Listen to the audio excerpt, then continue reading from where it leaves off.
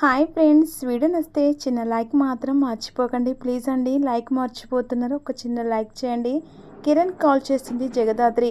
కిరణ్, నేను వీడియో పంపాను కదా, ఆ వీడియో నాకు కావాలని చెప్పేసి అంటుండగా వెంటనే కాల్ కట్ అవుతుంది. ఏమైంది దాత్రి, వీడియో పంపాడా అని చెప్పేసి కేదార్ అడుగుతుండగా కిరణ్ ఇందాకే ఫోన్ పోగొట్టుకున్నాడట అని చెప్పేసి దాత్రి అంటుంది. మినిస్టర్కి డబ్బులు ఇచ్చి పరువు కాపాడుకోవడం తప్ప వేరే మార్గం కనిపించట్లేదు అని చెప్పేసి కౌశికి కంగారు పడుతూ ఉంటుంది. లేదు వదినా, అలా చేస్తే మనం తప్పు ఒప్పుకున్నట్టే అవుతుంది. నా దగ్గర ఒక ప్లాన్ ఉంది వదినా. ప్లాన్ చెప్పిన తర్వాత ముగ్గురు కలిసి కారులో వెళ్తుండగా యువరాజ్ వీళ్ళ వెనకాల ఫాలో అవుతూ పోలీసుల మాటలకి బాయ్ చేతులకి ఇంట్లో కూర్చొని టెన్షన్ పడుకుంటుందంటే వీళ్ళండి ఇక బయలుదేరారు ఎక్కడికో అని చెప్పేసి యువరాజ్ వాళ్ళ వెనకాల ఫాలో అవుతూ ఉంటాడు. బాయ్ ప్లాన్ని ఎలాగైనా సక్సెస్ చేయాలని చెప్పేసి ఇక వాళ్ళ వెనకాల ఫాలో అయిన తర్వాత ఒక దగ్గర కార్ ఆపుతారు. ఛానల్ దగ్గరికి ఎందుకు వచ్చారు అని చెప్పేసి యువరాజ్ ఆలోచిస్తూ ఉంటాడు. వీడియో ఎందుకు ఎలా టెలికాస్ట్ అయిందని ఎంక్వైరీకి వచ్చారని చెప్పేసి యువరాజ్ కంగారు పడిపోతూ ఉంటాడు. అందరినీ నిలబెట్టి కౌశికి అడుగుతూ ఉంటుంది, అసలు ఇలాంటి ఆలోచన, ఇలాంటి పని ఎవరు చేశారు? ఇలా తగలడం నాకు దెబ్బ కొత్తేం కాదు, కాకపోతే మన ఆఫీస్లో ఇలాంటి చెత్త పని ఎవరు చేశారని చెప్పేసి కౌశికి అందరినీ నిలబెట్టి అడుగుతుండగా యువరాజ్ వింటూ ఉంటాడు. అందరిది ఒకటే కుటుంబం, ఇక అలా అనుకొని నేను ముందుకు సాగుతున్నాను.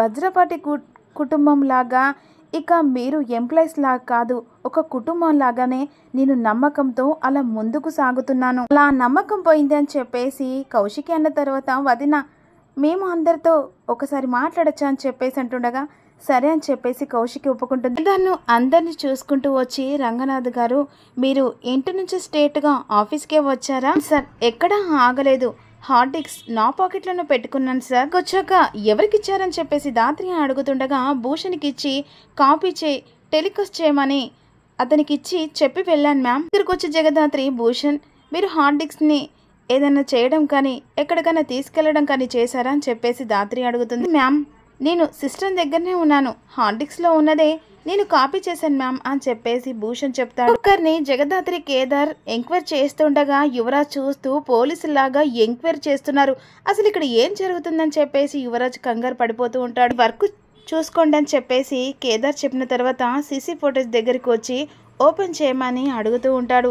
అప్పుడు సీసీ ఫోటోస్ ఓపెన్ చేసిన తర్వాత ఒకటే సమాధానం చెప్తాడు, సార్ అది కాస్త ఫోటోస్ మిస్ అయింది అని చెప్పేసి అంటుండగా ఏ ఫోటోస్ అని చెప్పేసి అంటుండగా మినిస్టర్ గారి గురించి కాస్త టెలికాస్ట్ అయ్యే ముందు 30 minutes ఫోటోస్ ఇక మిస్ అయింది మ్యామ్ అని చెప్పేసి చెప్తూ ఉంటాడు.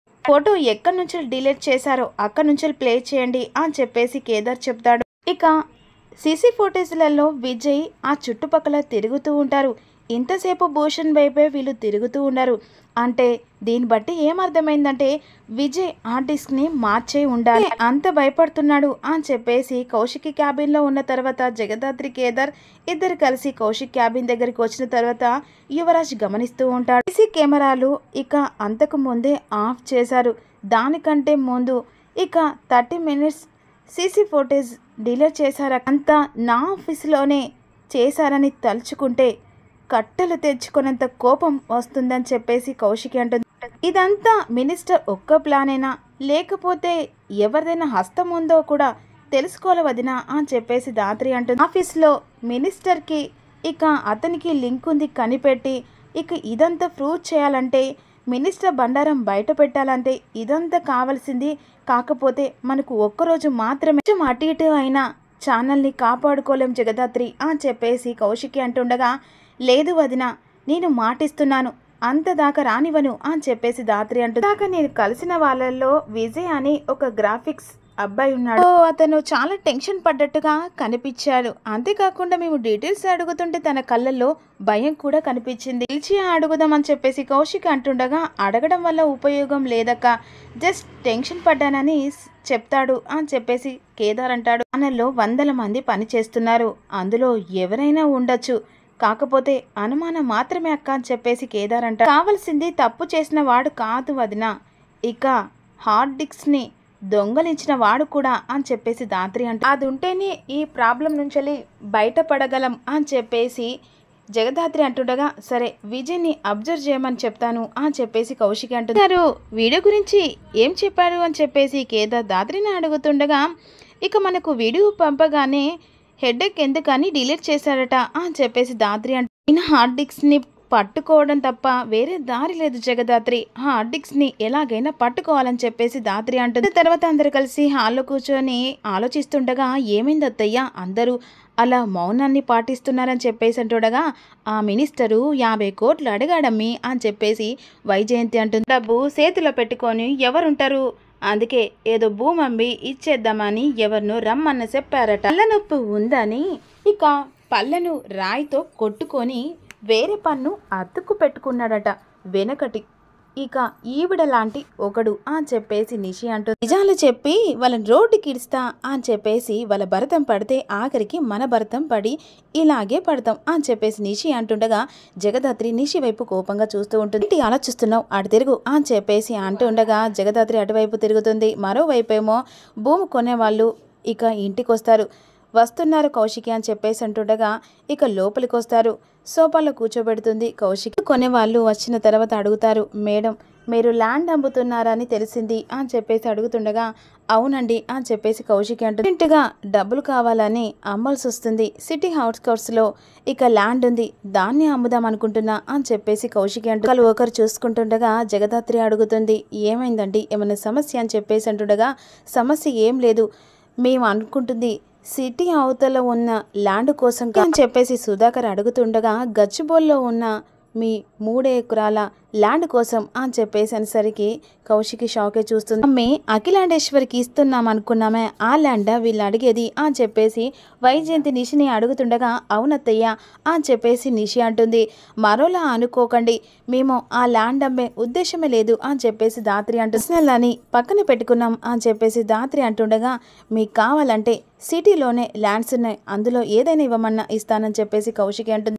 ఇక మాకు మాత్రం ఏ ల్యాండ్ అవసరం లేదు మేడం, ఇక ఆ ల్యాండ్ కోసం మేము చాలా రోజుల నుంచి ఎదురు చూస్తున్నామని తెలిసి మధ్యవర్తులు కూడా ముందుకు రాలేదు, ఇక మీరు అమ్ముతున్నారని తెలుసుకొని డైరెక్ట్ వచ్చి కలిసాం, కాకపోతే ఆ ల్యాండ్ అనుకొని మేమచ్చాం అని చెప్పేసి పార్టీ వాళ్ళు అంటారు. ఆ ల్యాండ్ కాస్ట్ ఎంతో చెప్పండి మేము ఎంత ఇవ్వడానికైనా రెడీగా ఉన్నామని చెప్పేసి అండి చెప్తా ఉండాము కదా ఆ ల్యాండ్ ఎవరికి ఇవ్వడానికి కుదరదు, అది నా కూతురు పెళ్లి కోసం మేము ఒప్పుకున్నాం ఇస్తామని, ఇక అది ఇచ్చే అవకాశం ఉండదబ్బి అని చెప్పేసి వైజయంతి అండి అమ్మడానికి కుదరదబ్బి వేరే ల్యాండ్ అనుకుంటారా, ఇక సరే అనుకుంటే కొనండి లేకుంటే పోండి అని చెప్పేసి వైజయంతి అండి మేడం ఇంత తొందరగా మీకు ల్యాండ్ గురించి ఇక అమ్మకం పెట్టిన తర్వాత వెంటనే డబ్బులు కావాలంటే ఇక ఎవరైనా తొందరగా ఇవ్వడానికి వెనుక ముందు ఆడుతారు అని చెప్పేసి పార్టీ వాళ్ళు చెప్తూ ఉంటారు. విని నిషి మనసులో అనుకుంటుంది అమ్మయ్య వదిన నువ్వు ఓడిపోవాలి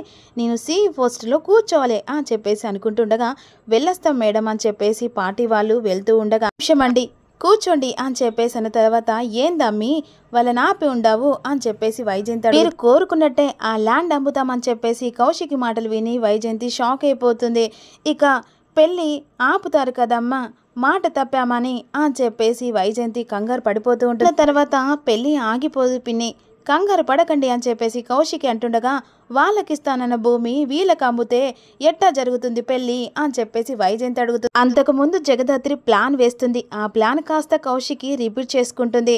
ఏంటి జగదాత్రి ల్యాండ్ అమ్మాలా అని చెప్పేసి అంటుండగా అవును వదిన ఇక ఆ మినిస్టర్ మన మీద నిఘా పెట్టి ఉంటాడు, మినిస్టర్ చెప్పినట్టే మనం నడుచుకుంటున్నానని మినిస్టర్ చెప్తేనే తప్పు చేయలేదన్న సాక్ష్యాన్ని మనం వెతకగలం, డబ్బుకు కాస్త టైం కావాలని అడుగుతామక్క, ఎలాగో మనం ల్యాండ్ అమ్మున్నట్టు నాటకం ఆడతాం కదా ఖచ్చితంగా ఒప్పుకుంటాడు, ఈలోపు మనం ఎలాగలా ఇక ఆధారాలు కనిపెడతాం వదిన రేపటి నుంచి ల్యాండ్ అమ్మినట్టు నాటకం చేస్తాం, అడ్వాన్స్ తీసుకొని తర్వాత వాళ్ళకు ఏదో ఒక సమాధానం చెప్పి మేనేజ్ చేద్దాం అని చెప్పేసి కౌశికి జగదాత్రి ప్లాన్ రిపీట్ చేసుకుంటూ పెళ్ళి అంగరంగ వైభవంగా జరిపించే బాధ్యత నాది పిన్ని అని చెప్పేసి కౌశికి అంటుండగా వైజయంతి కంగారు పడిపోతూ ఉంటుంది. ఘట్టమనేది ఆ ఇంటి కోడలవుతుంది ఇది ఫిక్స్ అని చెప్పేసి కౌశికి అంటుండగా ఎలా చేస్తావు వదిన వాళ్ళకి మనకున్న డీల్ మర్చిపోయావా, ఈ ల్యాండ్ లేకుండా వాళ్ళు ఎలా పెళ్లి చేసుకుంటారు వదిన, పెంచే బాధ్యత నాదని చెప్పాను కదా నిషిక,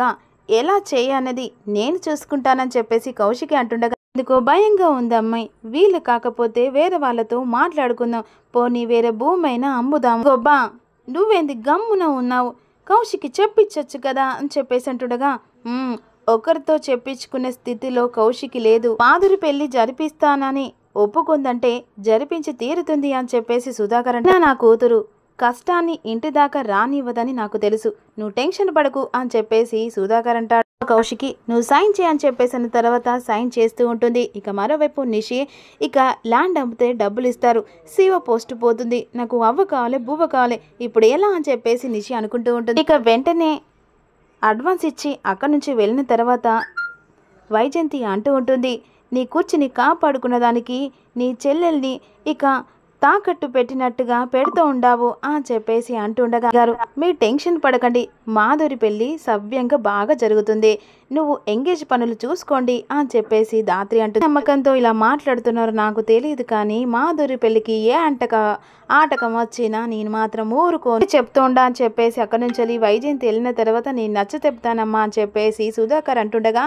నేను మాటిస్తున్నాను బాబాయ్, మాధురి ఎంగేజ్మెంట్కి ఏ ప్రాబ్లం రానివ్వను అని చెప్పేసి అంటే, నాకు ఏం చెప్పాల్సిన అవసరం లేదు, నువ్వు ఏది ఆలోచించినా దానికో రీజన్ ఉంటుంది అని చెప్పేసి సుధాకర్ అంటూ ఉండగా, మరోవైపేమో దివ్యాంక ఫోన్లో మాట్లాడుతూ ఉంటుంది. వీడియోలు వేసి ఆ ఛానల్ కాస్త కుంగిపోయింది.